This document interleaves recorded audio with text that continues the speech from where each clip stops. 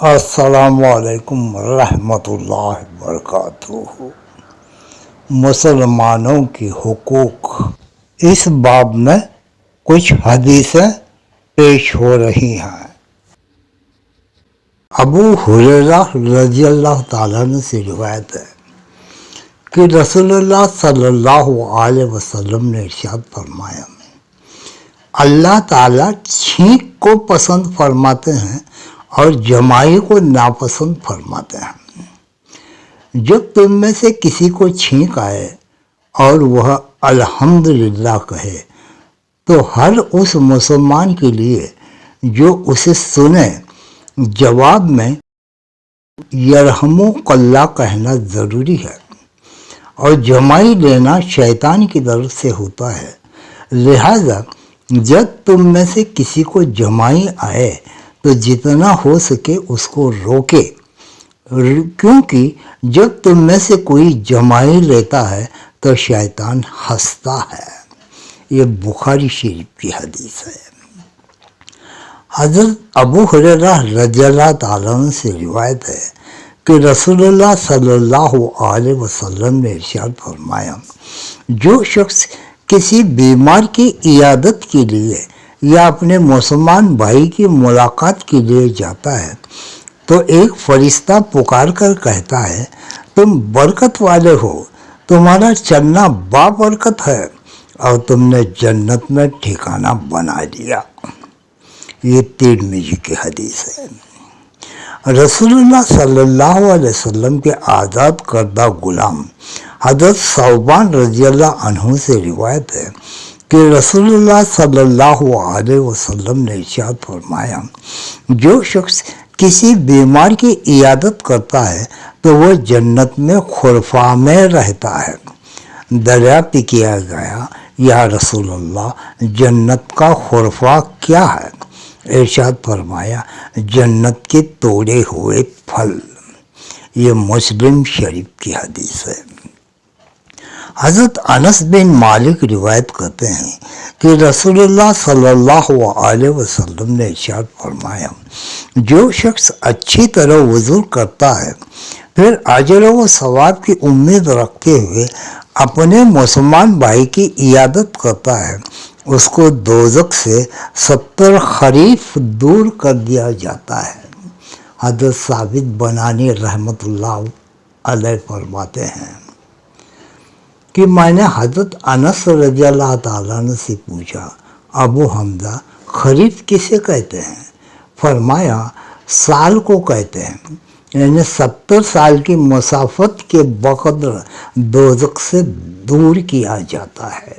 یہ ابو داؤد کی حدیث ہے۔ حضرت انس بن مالک رضی اللہ تعالیٰ عنہ فرماتے ہیں کہ میں نے رسول اللہ صلی اللہ علیہ وسلم کو یہ ارشاد فرماتے ہوئے سنا، جو شخص بیمار کی عیادت کرتا ہے وہ رحمت میں غوطہ لگاتا ہے، اور جب وہ بیمار کے پاس بیٹھ جاتا ہے تو رحمت اس کو ڈھانپ لیتی ہے۔ حضرت انس رضی اللہ تعالیٰ عنہ فرماتے ہیں، میں نے عرض کیا، یا رسول اللہ، یہ فضیلت تو اس تندرست شخص کے لیے آپ نے ارشاد فرمائی ہے جو بیمار کی عیادت کرتا ہے، خود بیمار کو کیا ملتا ہے؟ رسول اللہ صلی اللہ علیہ وسلم نے ارشاد فرمایا، اس کے گناہ معاف ہو جاتے ہیں۔ یہ مسند احمد کی حدیث ہے۔ حضرت کعب بن مالک رضی اللہ تعالیٰ عنہ روایت کرتے ہیں کہ رسول اللہ صلی اللہ علیہ وسلم نے ارشاد فرمایا، جو شخص کسی بیمار کی عیادت کے لیے جاتا ہے وہ رحمت میں غوطہ لگاتا ہے، اور جب بیمار پرسی کے لیے اس کے پاس بیٹھتا ہے تو رحمت میں ٹھہر جاتا ہے۔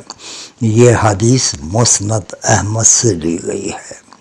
حضرت عمر بن حزم رضی اللہ تعالیٰ عنہ کی روایت میں ہے کہ بیمار کے پاس سے اٹھ جانے کے بعد بھی وہ رحمت میں غوطہ لگاتا رہتا ہے، یہاں تک کہ جس جگہ سے عیادت کے لیے آیا تھا وہاں واپس لوٹ آئے۔ یہ حدیث طبرانی اور مجمع الزوائد میں درج ہے۔ حضرت علی رضی اللہ تعالیٰ عنہ فرماتے ہیں کہ میں نے رسول اللہ صلی اللہ علیہ وسلم کو یہ ارشاد فرماتے ہوئے سنا، جو مسلمان کسی مسلمان کی صبح کو عیادت کرتا ہے تو شام تک 70,000 فرشتے اس کے لیے دعا کرتے رہتے ہیں، اور جو شام کو عیادت کرتا ہے تو صبح تک 70,000 فرشتے اس کے لیے دعا کرتے رہتے ہیں، اور اسے جنت میں ایک باغ مل جاتا ہے۔ یہ ترمذی شریف کی حدیث ہے۔ حضرت عمر بن خطاب رضی اللہ تعالیٰ عنہ روایت کرتے ہیں کہ نبی کریم صلی اللہ علیہ وسلم نے مجھ سے ارشاد فرمایا، جب تم بیمار کے پاس جاؤ تو اس سے کہو کہ وہ تمہارے لیے دعا کرے، کیونکہ اس کی دعا فرشتوں کی دعا کی طرح قبول ہوتی ہے۔ یہ ابن ماجہ کی حدیث ہے۔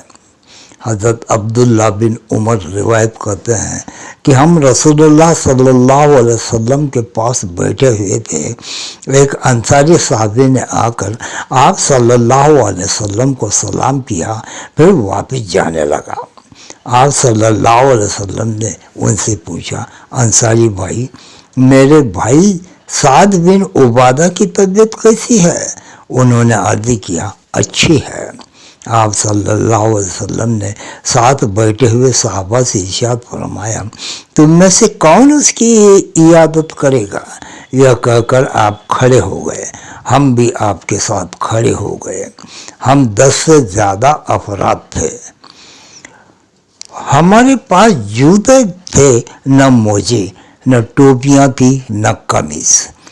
ہم اس پتھریلی زمین پر چلتے ہوئے حضرت سعد رضی اللہ تعالیٰ عنہ کے پاس پہنچے۔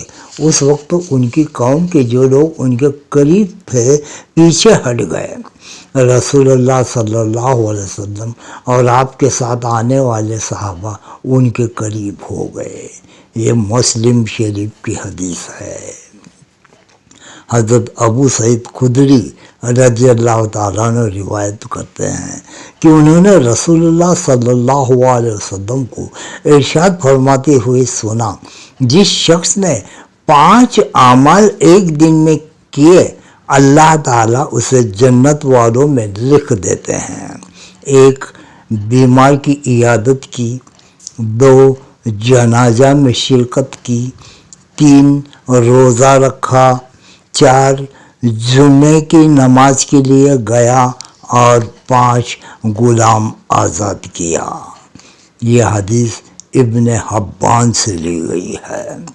حضرت معاذ بن جبل رضی اللہ تعالیٰ عنہ رسول اللہ صلی اللہ علیہ وسلم کا ارشاد نقل فرماتے ہیں، جو اللہ تعالیٰ کے راستے میں جہاد کرتا ہے وہ اللہ تعالیٰ کی ذمہ داری میں ہے، جو بیمار کی عیادت کرتا ہے وہ اللہ تعالیٰ کی ذمہ داری میں ہے، جو صبح و شام مسجد جاتا ہے وہ اللہ تعالیٰ کی ذمہ داری میں ہے، جو کسی حاکم کے پاس اس کی مدد کے لیے جاتا ہے وہ اللہ تعالیٰ کی ذمہ داری میں ہے، اور جو اپنے گھر میں اس طرح رہتا ہے کہ کسی کی غیبت نہیں کرتا وہ اللہ تعالیٰ کی ذمہ داری میں ہے۔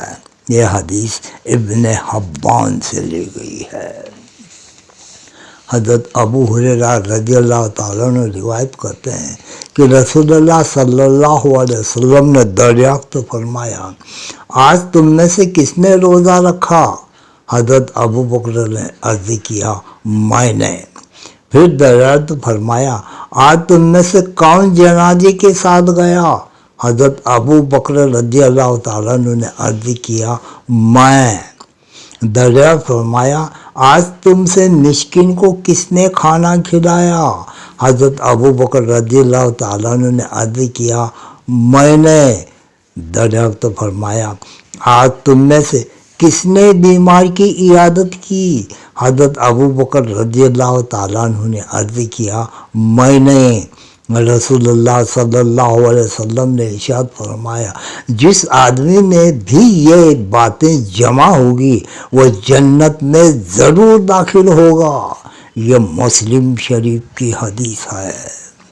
حضرت ابن عباس رضی اللہ تعالیٰ عنہ روایت کرتے ہیں کہ رسول اللہ صلی اللہ علیہ وسلم نے ارشاد فرمایا، جب کوئی مسلمان بندہ کسی مریض کی عیادت کرے اور 7 مرتبہ یہ دعا پڑھے، اسأل اللہ العظیم رب العرش العظیم ان یشفیک، میں اللہ تعالیٰ سے سوال کرتا ہوں جو بڑے ہیں، عرش عظیم کے مالک ہیں، کہ وہ تم کو شفا دے، تو اس کو ضرور شفا ہوگی، البتہ اگر اس کی موت کا وقت آ گیا ہو تو اور بات ہے۔